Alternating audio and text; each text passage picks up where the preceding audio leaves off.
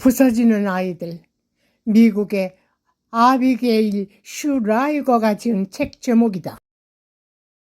미국의 그 어떤 과거 세대도 오늘날의 젊은이들이 성장기에 경험하는 것과 같은 동시다발적인 스트레스 요인의 누적 하중 같은 경험을 한 적이 없다. 스마트폰, 코로나로 인한 봉쇄, 기후변화, 농약 중금속, 발암물질, 택장애, 성별 불쾌감, 거식증, 해리성 정체성 장애, 자해, 우울증, 불안감, 자해의 증거와 스마트폰과 소셜미디어는 청소년의 건강을 악화시키는 환경적 원인의 강력한 후보라고 말한다. 그러나 미국만 이런가? 남과 북이 대치되어 살아가고 있는 코리아인 우리나라는 분명 특수한 긴장감이 국민들의 무의식 안에 잠재되어 있다는 생각이다. 그 증거로 우리나라의 자살률이 세계 1위라는 사실을 부인할 수가 없다. 그러나 BC 232년 태운이라는 말이 단군 사기인 역사서에 등장했다. 우리나라는 옛날부터 자궁 속 태아를 생명으로 인정하고 절대적 이타적이라는 태교를 면면히 이어오고 있었다. 하버드 그랜트 연구에서는 높은 삶의 만족도와 가장 크게 연관된 5가지 특징 중에서 이타심을 첫 번째로 밝혔다. 1920년부터 시작되었던 미국의 대공황을 가장 잘 이겨낸 것은 진학하는 대신 직장을 구하고 헌옷을 입고 상일이나 신문 배달을 하면서 돈을 아껴 저축하고 집안일을 도운 중산층 아이들이라고 한다. 지난 10년 사이에 아이들의 행동이 나빠졌다고 작가는 말한다. 감정을 터뜨리고 짜증을 부리고 소리를 지르고 물건을 집어 던지고 울고 자살하겠다고 위협하고 부모를 때리고 선생님한테 욕설을 하는 등 형태도 다양하다. 대다수의 아이들이 항우울제를 먹고 있고 과거 어느 때보다도 많은 아이가 뭔가를 스스로 해내지 못하거나 그렇게 하려는 의지를 보이지 않는다고 말한다. 세계적 대공황 때와 같은 어려움이 없는 때 지금 왜 무너진 것인가? 왜 아이들에게 그 시절의 절대적 이타심이 사라진 것일까? 심리학자이자 작가 폼 핸더슨은 사람들은 혼란스럽거나 불우한 환경에서 자란 아이에게는 낮은 성취도 기준을 적용해야 한다고 생각한다. 그것은 잘못된 생각이다. 그 아이에게는 높은 기준을 적용해야 합니다. 그렇지 않으면 그 아이는 자신이 자라온 환경과 같은 수준으로 내려앉고 말 것이다. 아이들은 기대치만큼 해낸다는 사실을 밝혀냈다. 권위 있는 부모 밑에서 자란 아이들은 성취도가 높고 자립심이 강하며 정서 조절 능력이 뛰어나다는 사실을 발견했다. 또 아이들은 행복도가 높았으며 불안이나 우울증을 겪는 경우도 더 적었다. 부모가 충분한 사랑을 주되 자녀의 행동에 높은 기준을 설정하고 자녀가 가족에게 의미 있는 기여를 하리라 기대하며 잘못된 행위에는 주저없이 벌을 줄 때 자녀가 가장 행복한 아이로 자라난다. 오늘날은 일관된 규칙이나 진지한 태도로 자녀에게 벌을 주는 부모가 거의 없다고 작가는 말한다. 그들은 강아지가 보였으면 절대 참아주지 않았을 폭력성을 초등학교 1학년 학생에게는 참아준다. 불행한 자녀를 만드는 것은 무엇일까? 자녀의 충동과 욕구 행동을 늘 인정하고 용인하는 부모라고 작가는 절규한다. 위험을 무릅쓰고 뭔가 해보고 마음에 상처를 입고 시도했다가 실패하고 마침내 해내는 것. 아이들에겐 이런 것이 필요하다. 부모인 우리가 옆방에 살고 있을 때 말이다. 그런 일을 하면서 보내는 것이 행복한 어린 시절이다. 어른 세계의 모든 고통을 조금씩 맛보는 것 말이다. 그러면서 아이들은 고통과 상실이라는 독성의 면역력을 키운다. 실수했을 때 아이들에게 필요한 것은 학교 상담 교사와의 면담이 아니다. 대신 후를 털어버려 라고 말해줘야 한다. 아이들은 부모인 우리들의 눈에서 불안이 아니라 믿음을 보아야 한다. 그들이 잘 해낼 거라고, 괜찮을 거라고 믿어주는 마음 말이다. 아이가 해낼 수 있다고 믿어줘야 더 좋은 성과를 낼 가능성이 커진다. 이 모든 걸 어렸을 때 경험해야 한다. 만일 그들이 좌절이나 거절을 어른이 되어 난생 처음 겪는다는 뭔가 단단히 잘못된 것이다. 회복력은 전문가의 도움을 받아 길러지는 것이 아니라 인생의 여러 문제와 도전에 맞닥뜨리고 그것을 이겨내는 과정에서 자연스럽게 길러진다.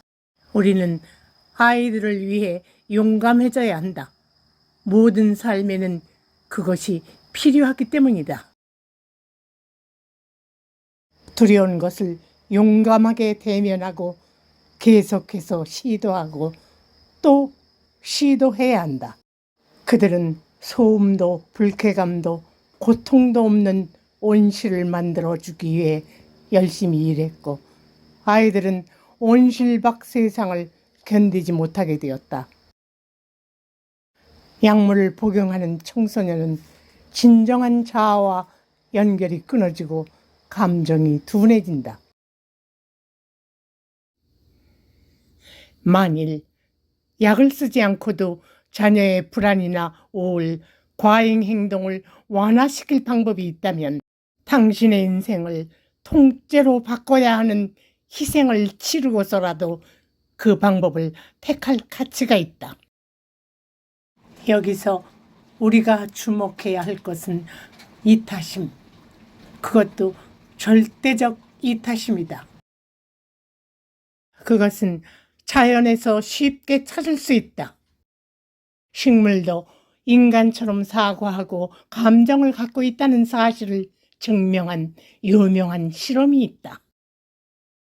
1966년 미국 CIA 신문 전문가인 클리브 백스터는 거짓말 탐지기 교육을 담당하고 있었다. 어느 날 그는 식물에 거짓말 탐지기를 붙이면 어떤 일이 일어날지 궁금했다. 그는 열대 관목에 잎에 탐지기 센서를 붙인 후 나무에 물을 부었다. 그러자 거짓말 탐지기에 톱니 모양의 전기 흐름이 그려졌다. 감정 변화가 있는 사람과 유사한 반응을 보인 것이다. 백스터는 깜짝 놀랐다. 거짓말 탐지기로 가장 잘 측정되는 감정은 두려움과 공포심이다. 백스터는 관목의 잎을 불태워야겠다고 생각했다. 그러나 그가 이런 생각을 하자마자 그래프가 미친 듯이 솟았다. 그가 옆방에 가서 성냥을 가져오는 동안 탐지기에는 급격한 감정 변화가 보이는 그래프가 그려져 있었다. 그가 성냥으로 잎을 태우는 신용을 하자 이번엔 그래프에 아무 변화가 없었다. 마치 인간의 속마음을 읽는 것처럼 말이다. 그 후 벡스터는 시금치, 양파, 오렌지, 바나나 등 25가지가 넘는 식물을 실험했는데 모두 비슷했다. 이것이 바로 벡스터 효과다. 나와 내가 먹은 식물이 연결되어 있고, 나와 곤충이 연결되어 있고, 나와 동물이 연결되어 있고, 생명체는 다양성 속에서 적당한 밀도를 이루며 서로 협력하며 살고 있다. 1997년 과학계가 술렁였다. 평생 한번 실려보고 싶은 네이처의 표지를 일개 대학원성의 논문이 차지하였기 때문이다. 8월호 네이처지의 표지를 장식한 논문의 주인공인 수잔 사마드는 종이 다른 두 나무가 균근 네트워크를 통해 탄소를 교환한다는 사실을 증명했다. 광합성 작용이 활발한 활엽수인 자작나무와 광합성 작용이 약한 침엽수인 어린 미성 사이에서 탄소를 나눠주었는데, 특히 그늘에서 자라는 어린 미송에게 더 많은 탄소를 주었다. 마치 어리고 약한 아이를 보살피듯이 말이다. 같은 공간에 어머니 미성과 자식 미성 종자를 심고, 다른 공간에는 어머니 미성과 친족 관계가 없는 타인 미성 종자를 심었다. 실험 결과 어머니 미성은 자식 미성에게 철분과 구리, 알루미늄 등 양분을 더 많이 보냈다. 이는 묘목의 성장과 광합성에 꼭 필요한 3가지 성분이다. 탄소도 자식 미성에게 더 많이 보냈다. 나무는 다른 나무가 자기 자식인지 친족인지 완전한 남인지를 구별할 줄 안다. 그뿐만이 아니다. 공간에 대한 인지력이 있어서 누가 어디에 있는지도 파악할 수 있다. 자연의 식물은 종이 달라도 균근 네트워크를 통해 하나로 연결된다. 나무들 사이의 친인척 관계, 나무 보유량 등을 모니터링을 해서 균형을 잡아주는 숲의 관리자가 있으니 그것이 바로 균근 네트워크다.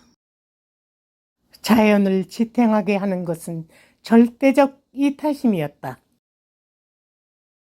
균근은 주위 환경에 대한 철저한 분석 없이는 움직이지 않는다.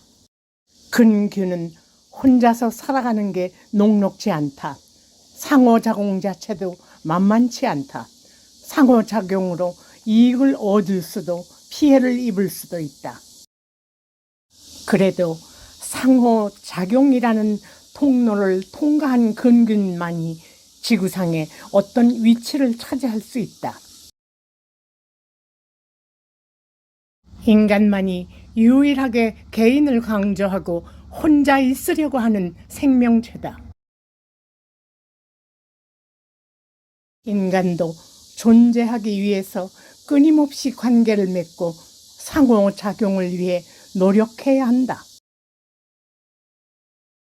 자연에는 사치가 없다.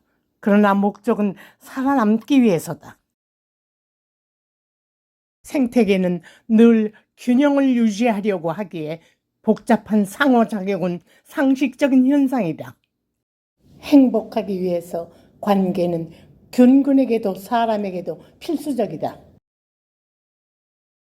찰스 아이젠스타인은 신성한 경제학의 시대에서 생태계의 경제 시스템에 대해 자연계에서 앞뒤 가리지 않는 성장과 필사적인 경쟁은 복잡한 상호 의존, 공생, 협력, 자원의 순환을 이루기 전에 나타나는 미숙한 생태계의 특징이다. 경쟁보다 협력을 강조하고 쌓아두기보다 나누기를 강조하고 선형적이 아니라 순환적인 경제가 될 것이다. 돈이 곧 사라지지는 않겠지만 좀 더 선물 같은 속성을 띤 채 지금보다 축소된 역할을 할 것이다. 경제는 축소되지만 우리의 삶은 더 확대될 것이다. 제닌 베니어스를 비롯한 사상가들은 어떻게 해야 자연 원리를 거스르지 않고 받아들여 생명이 함께 번영할 수 있는 공정하고 지속 가능한 세상이어야 한다고 절규한다. 자연을 사랑하는 사람들이 있다. 폴 레이와 쉐리 핸더슨이 조사한 결과 단순하고 마음 편한 인생을 살려는 사람이 미국과 캐나다에만 5천만 명, 유럽에는 약 9천만 명이 있다고 추정했다. 생각이 다르다는 이유로 외계인 취급을 당한다면 엄청나게 많은 외계인이 있는 셈이다. 그들은 새로운 문화를 창조하려고 한다. 부의 축적이 성공의 기준이 아니라 자기 실현과 사회적 양심, 지구에 사는 생명을 위해 새로운 미래를 창조하는 것이 성공의 잣대이다. 리스트 문항 중 정치적 입장은 좌파도 우파도 아니다. 그렇다고 불투명한 중도도 아니다. 새로운 정치 입장을 갖고 있다. 현재 우리가 살고 있는 소란스럽고 위험하고 공평하지 않으며 환경을 파괴하는 세상을 바꾸고 싶은 사람들이다. 궁극적으로 절대적 이타심이 인간의 마음속에서 작용을 하고 있다가 어느 순간 현실로 나타난 것이다. 우리나라의 홍익인간이라는 세상을 널리 이롭게 하라는 국가 이념은 인간에게 심장과 같은 자연이었다. 무의식의 권위자인 칼 융은 무의식을 알면 많은 것을 알 수 있다고 했다. 태교는 태아가 무의식이라고 유추할 수 있다. 그러나 2000년 영국의 과학지 네이처는 태아는 스트레스로 뇌가 줄어든다고 발표했다. 스트레스에 뇌가 줄었다면 태아는 뇌로 힘들다는 표현을 한 것이다. 그렇다면 태아와 임산부를 소중하게 보호해야 하는 것은 세상이다. 세상의 스트레스를 뱃속에서 모두 만나고 나온 아이들의 혼란은 누구의 책임인가? 1900년 화학물질이 나타나면서 갑자기 많아진 사이코패스, 소시오패스, 나르시시스트의 공감 능력 세포의 부재는 세상을 어디로 끌고 가는가?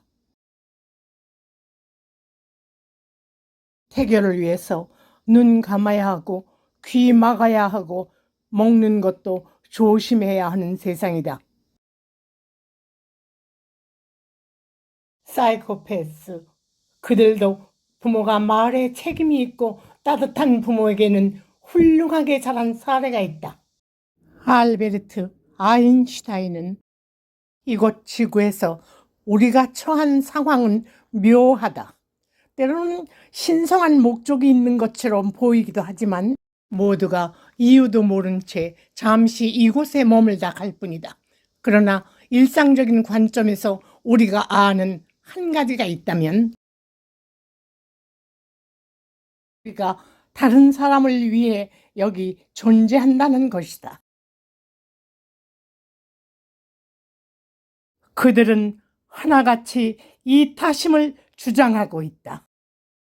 이타심을 키우기 위해서, 아이들의 미래를 위해서 우리는 용감하게 일어나야 할 것입니다.